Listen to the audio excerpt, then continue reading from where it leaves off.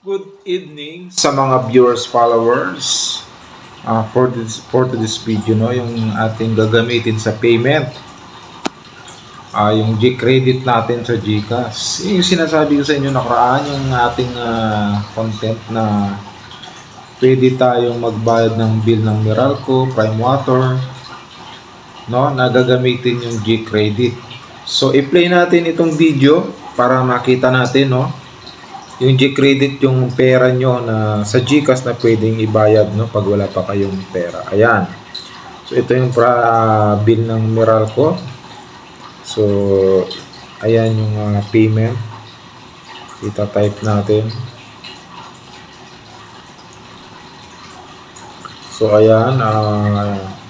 In-scan natin yung code. So, mag-a-appear dyan yung code. Ayan. So, ayan yung nakikita nyo. Ayan yung account. Customer account number. So, ayan na. Ta-type na. So, ang babayaran natin is 104. So, yan yung babayaran natin sa ating bill ng Meralco ngayon. Kaya, yan ang sinasabi ko na pag wala pa kayong pera, wala pang sweldo, yan ang ibabayad nyo, J-Credit. So, yan. I-check natin yung mga details, no? Next. Yan yung galing sa Meralco na bill natin. Next. O, di bayad ka na. O, ayan.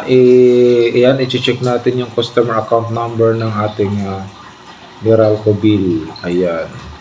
So, i-scan na natin siya. Next. Ayan, not just pay. Just to pay lang.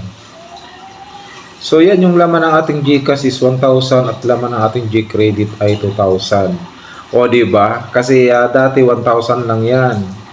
Ngayon, 2,000 na ang pwede nating gamitin kasi good payer ako. So, babayaran nyo rin yan, no?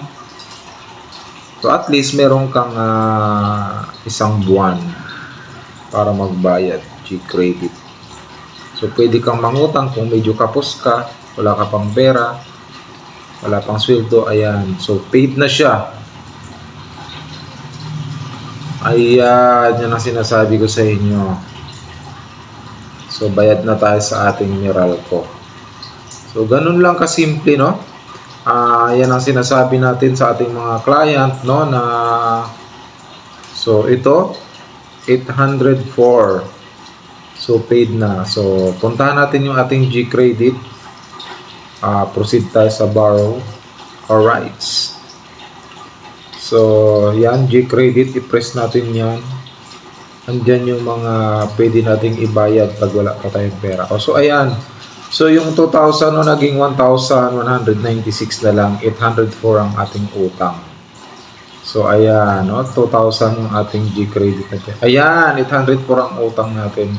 Yan yung binayad natin kanina sa Meralco. So, yung 2,000, yan yung aking pwedeng gamitin. Kung baga pwede kang mangutang ng 2,000, ibabayad mo sa iyong mga bill.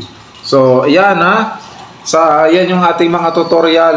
Yung mga gustong gamitin yung mga G-credit na yan or gusto nyo mag-loan, gumawa din ako ng tutorial, no, paano mag-loan sa GCash. So, gamitin natin ang ating GCash, magbayad ng mga bill yan. So, malaki ating malulun. At yan, G-credit, palaki ng palaki yan pag yan ang binabayad natin.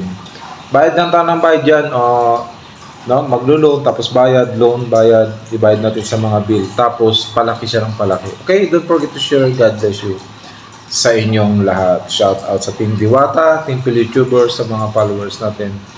At sa Tala Sender, salamat na. Advance na yan, ha? Sure yan, may magsisend na.